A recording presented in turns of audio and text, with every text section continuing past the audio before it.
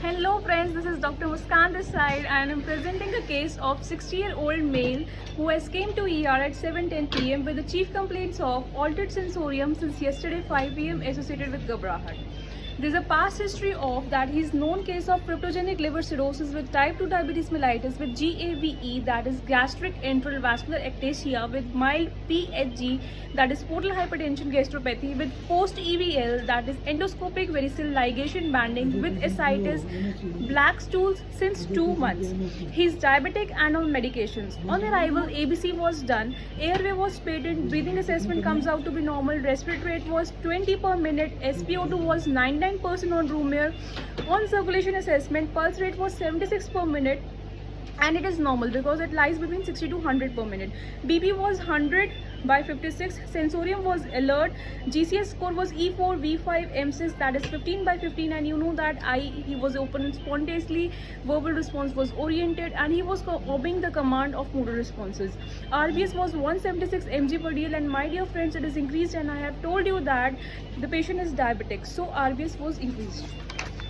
On examination, parallel was present and it was severe, and it was microcytic hypochromic anemia. Why I have specified this microcytic hypochromic anemia only?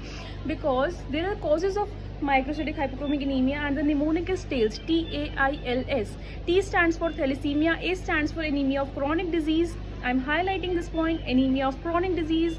I is IDA, L is lead poisoning and S is cytoplastic anemia. Now this patient is of CLD with further many complications, so here is a chronic disease, so that's why here it is microcytic hypochromic anemia. Edema was present, that was pitting edema. Clubbing was present, that was grade 2. Beaking, icterus was present, lymphadenopathy was absent, and vitals were normal. On systemic examination, there was distended abdomen, ascites, umbilicus. There was caput medusae, and splenomegaly was there. And I want to acknowledge you the fact that there is a first clinical sign for the portal hypertension is splenomegaly, and first biochemical sign for portal hypertension is thrombocytopenia. And I will attach the video of examination after this video.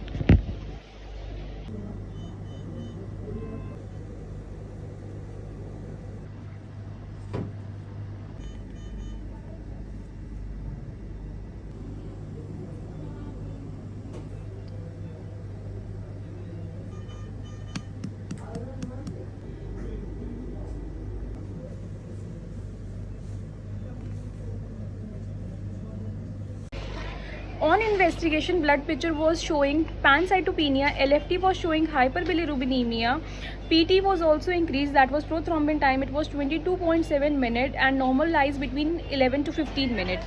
INR was normal, SGOT, SGPT liver enzymes were normal. When I was seeing the kidney function test, creatinine and uric acid levels were reduced.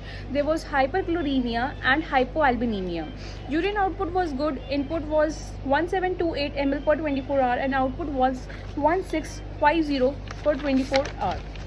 ABG was normal, X-ray, but there was pleural effusion and cardiomegaly. On ultrasound, there was edematous, thickened gallbladder, moderate splenomegaly with dilated splenic veins and perisplenic collateral. There was gross ascites and left-sided pleural effusion. When I have seen the upper GI endoscopy reports, there was small esophageal varices, mild portal hypertensive gastropathy, and gastric enteral vascular ectasia, that is GAVE. And in GAVE, there is watermelon stomach, and there was a very nice picture on the reports, and I am going to attach that video after this video. Dengue test for this patient was positive. NS1 antigen was also positive. IgM was also positive. Typhoid dose was negative. And further management of this patient, 1 PRBC was transfused. Diet which was going on this patient was diabetic diet, low salt and low fat diet. RBS we were doing 3 times. Medical management is we were giving tablet Rifagut, which is broad spectrum antibiotic for hepatic encephalopathy, tablet Urimarin, which is hepatoprotective medication. Injection insulin was given for diabetes. Injection ceftazine was antibacterial, which was given for the treatment of gram positive, gram negative and anaerobic organism. Tablet midodrine was given to treat the orthostatic hypotension.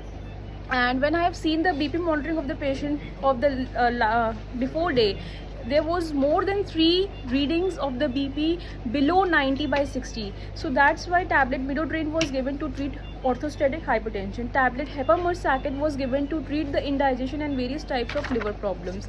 Now further, I want to assess the prognosis of this patient, the mortality of the patient, for which I have calculated modified child pug score, in which there were 6 parameters, my dear friends. One was ascites, another was hepatic encephalopathy, third was your bilirubin, fourth was albumin, fifth was prothrombin time, and sixth was INR. And after calculating that, it was 13. And according to CTP classification, that is child C, in which the score lies between 10 to 15. There is also one other classification, that is forest classification system with predictive prognosis, in which we can find that incidence of rebleeding, surgery requirements, and incidence of death. And I have really enjoyed learning on this case. I hope you have also got some good points listening my video. And that's all. Dr. Muskaan Bansal is signing off now.